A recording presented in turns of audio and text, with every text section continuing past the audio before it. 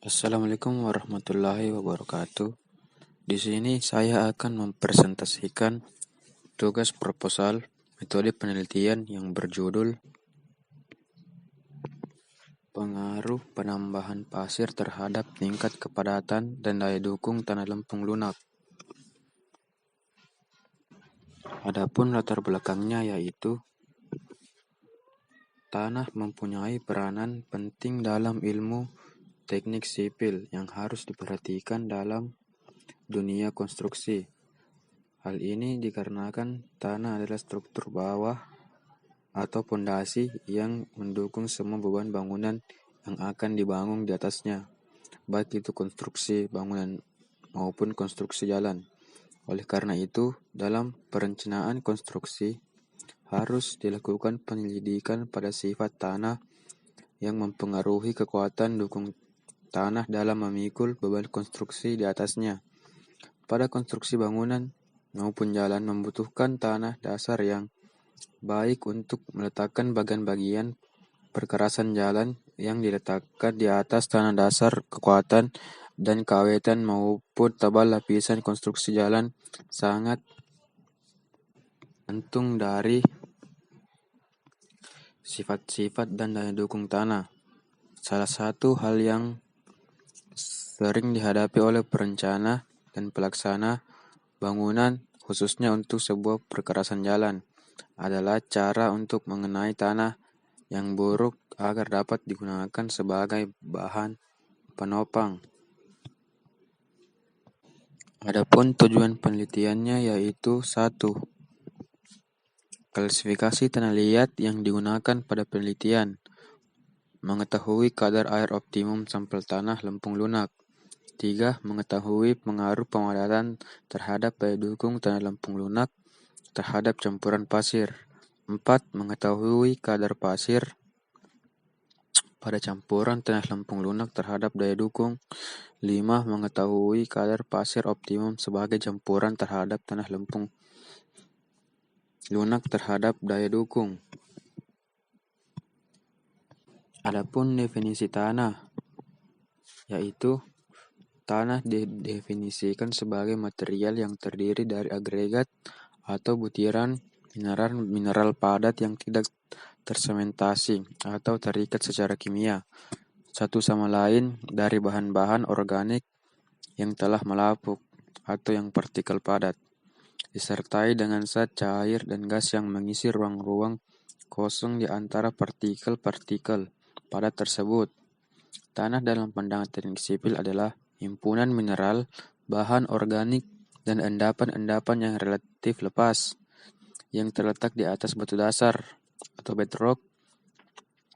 Kata tanah merujuk ke material yang tidak membentuk, tidak termasuk batuan dasar yang terdiri dari butiran-butiran mineral yang memiliki ikatan yang lemah serta memiliki bentuk dan ukuran bahan organik, air, dan gas yang bervariasi.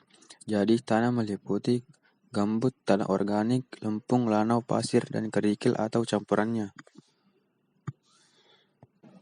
Adapun penelitian yang relevan yaitu sampel tanah yang diambil meliputi tanah terganggu atau disturbed soil, yang tanah yang telah terjamah atau sudah tidak alami lagi yang telah terganggu oleh lingkungan luar, dan tanah tidak terganggu undisturbed soil yaitu tanah yang belum terjamah atau masih alami yang tidak terganggu oleh lingkungan luar. Akan tetapi dalam penelitian ini cukup dengan pengambilan sampel dengan cara disturbed soil atau tanah terganggu. Sampel tanah diambil di beberapa titik pada lokasi pengambilan sampel menggunakan cangkul sedalam 50 cm. Hal ini dilakukan agar membuang tanah-tanah yang mengandung humus dan akar-akar tanaman. Sampel tanah yang diambil merupakan sampel tanah yang mewakili tanah di lokasi pengambilan sampel. Pada penelitian ini digunakan pasir sebagai bahan stabilisasi dan melihat seberapa besar pengaruh penambahan pasir terhadap daya dukung tanah lempung. Tujuan dari penelitian ini adalah untuk mengetahui untuk menganalisis sifat fisik dan mekanik jenis tanah lempung dari daerah Bukit Rawi, Kecamatan Kayan Tengah, Kabupaten Kalimantan Tengah. Mengetahui pengaruh pasir tanah lempung yaitu dengan cara mencampur tanah lempung dengan pasir pada berbagai variasi kadar pasir, yaitu dengan persentase campuran sebesar 2%, 4%, 6%, dan lama pemeraman 3 hari dan 7 hari, dengan tujuan agar dapat mengetahui persentase kadar optimum sehingga dapat diketahui nilai CBR dan UCS tanah sebelum dan setelah distabilisasi dengan pasir. Mendapatkan besar perubahan kepadatan. Pengujian maksimal tanah lempung Bukit Rawi, Kecamatan Kayan Tengah, Kabupaten Pulau Pisau, Kalimantan Tengah setelah distabilisasi dengan campuran pasir. Adapun hipotesisnya yaitu untuk mengukur pertanyaan-pertanyaan dalam penelitian ini, skala yang digunakan adalah skala 4 liter point. Skala Likert adalah skala tingkat kesetujuan terhadap pertanyaan yang menjadi indikator dengan jarak 1 sangat tidak setuju, 2 tidak setuju, 3 setuju, 4 sangat setuju. Pada penelitian ini, skala yang bernilai netral atau nilai tengah dicantumkan dengan 7 tujuan menghindari pendapat netral atau bias. Menurut Widyarso, skor skala yang memberikan nilai tengah atau yang tidak memberi nilai tengah perbedaannya tidak signifikan, yang mana reliabilitas pengukuran dan validitas butir tidak mempunyai perbedaan. Yang berbeda adalah varian skor. Waktu dan tempat penelitiannya.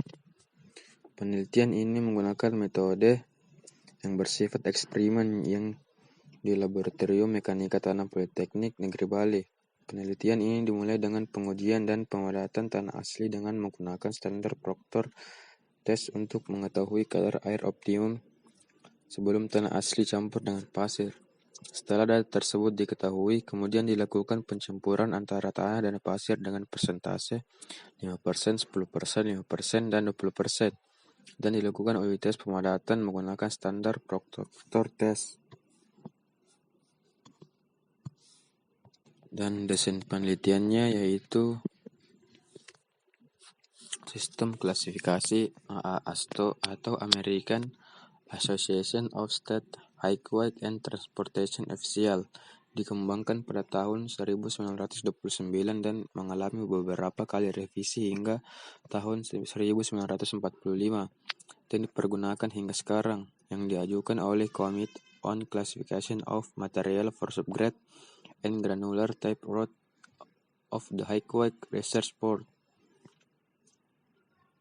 Sistem klasifikasi ini bertujuan untuk menentukan kualitas tanah guna pekerjaan jalan, yaitu lapis dasar atau subbase dan tanah dasar subgrade. Sistem ini didasarkan pada kriteria sebagai berikut.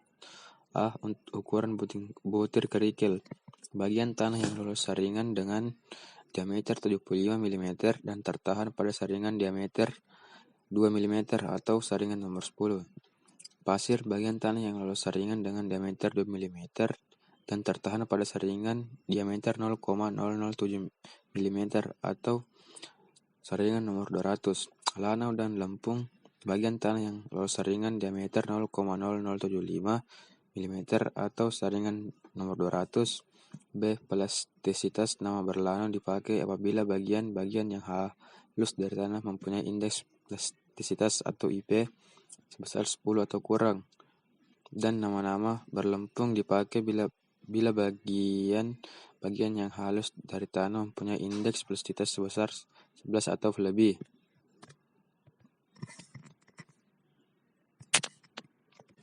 Itulah tadi presentasi tentang metode penelitian saya. Sekian dan terima kasih. Assalamualaikum warahmatullahi wabarakatuh.